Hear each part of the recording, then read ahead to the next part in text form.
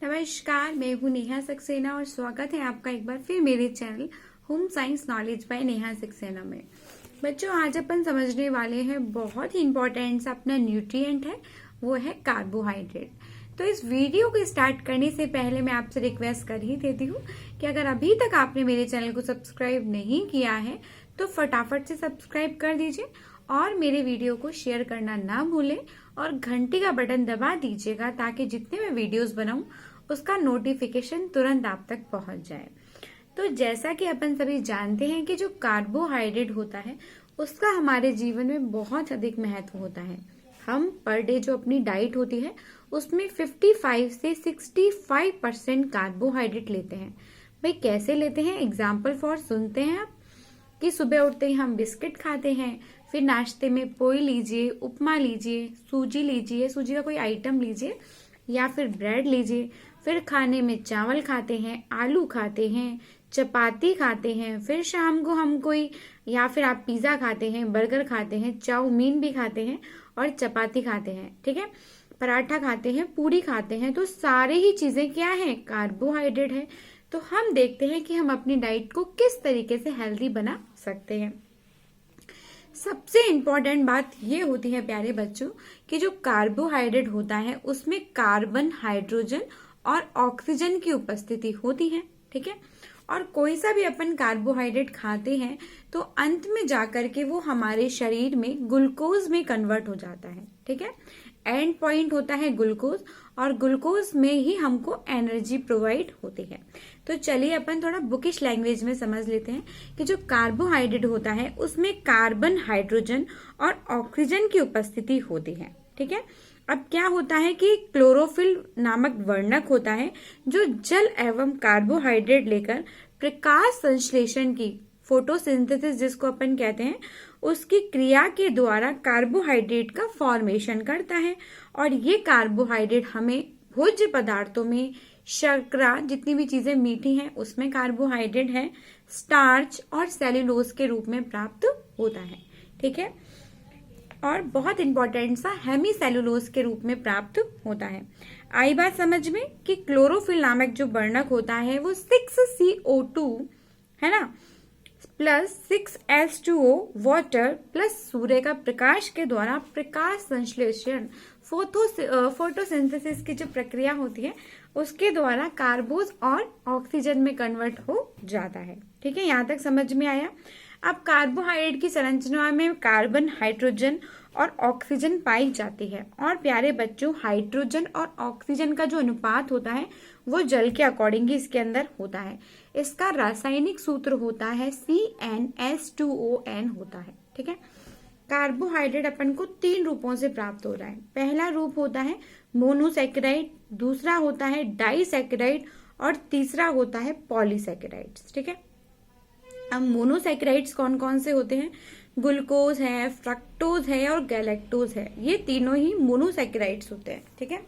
Mono का मतलब होता है एक अणु शर्करा, डाई का मतलब होता है 2 अणु शर्करा और पॉली का मतलब होता है बहुत सारे अणुओं से मिलकर बनी शर्करा। तो डाई का मतलब सुक्रोज हो गया, लैक्टोज हो गया और माल्टोज हो गया। पॉली का मतलब स्टार्च हो गया, ग्लाइकोजन हो गया, डेक्स्ट्रीन हो गया, सेल्यूलोज हो गया, हेमी सेल्यूलोज हो गया और पैक्टिन हो गया, ठीक है। अब मोनोसैकेराइड्स, कार्बोज की सबसे सरलतम जो इकाई होती है वो मोनोसैकेराइड्स होती है। मोनो प्लस सैकेराइड्स मतलब एक अणु शर्करा होती है। पाचन क्रिया के बाद जो सबसे सरलतम रूप होता है वो होता है मोनोसैकेराइड्स। इसमें 6 कार्बन अणु होते हैं, इसलिए इसे हेक्सोज शर्करा भी कहते हैं। इसमें 3 होते हैं, ग्लूकोज, फ्रक्टोज और गैलेक्टोज, ठीक है। अब एक ग्लूकोज की बात करते हैं। प्यारे बच्चों, ग्लूकोज को डेक्स्ट्रोज शर्करा के नाम से भी जाना जाता है या इसे अपन अंगूर शर्करा या दार्क शर्करा भी कहते हैं, ठीक है। हमारे जो रक्त में शुगर होती है वो ग्लूकोज के फॉर्म में ही अवेलेबल होती है। अधिकांश कार्बोहाइड्रेट शरीर में जाकर ग्लूकोज में कन्वर्ट हो जाती है और हमें ऊर्जा प्रदान करती है। एग्जाम्पल फॉर, अपन बीमार हो जाते हैं, कुछ भी होता है तो डॉक्टर ग्लूकोज चढ़ा देता है क्योंकि वो लास्ट फॉर्म होता है अपनी बॉडी का जो हमें एनर्जी, इंस्टेंट एनर्जी प्रोवाइड करता है, ठीक है। अब फ्रक्टोज शर्करा होती है जिसे फलों की शर्करा कहते हैं। अगर कोई भी भोज्य पदार्थ मीठा हो गया तो उसमें फ्रक्टोज शर्करा होती है। और गैलेक्टोज शर्करा का मतलब होता है यह स्वतंत्र विद्यमान ना होकर अन्य खाद्य पदार्थ मिश्रण के रूप में विद्यमान होती है। दुग्ध शर्करा लैक्टोज अणु और ग्लूकोज एक अणु गैलेक्टोज से मिलकर के बनी होती है और ये वनस्पति जगत में नहीं होती है। तो क्वेश्चन यही बन जाता है कि कौन सी शर्करा वनस्पति जगत में नहीं होती, तो वो अपनी होती है गैलेक्टोज। नेक्स्ट अपन बात करते हैं डाई मतलब दो। मोनोसैकेराइड्स के दो अणु मिलकर के डाइसैकेराइड शर्करा बनाते हैं। इसमें पहली होती है सुक्रोज जो ग्लूकोज प्लस फ्रक्टोज से मिलकर बनी होती है।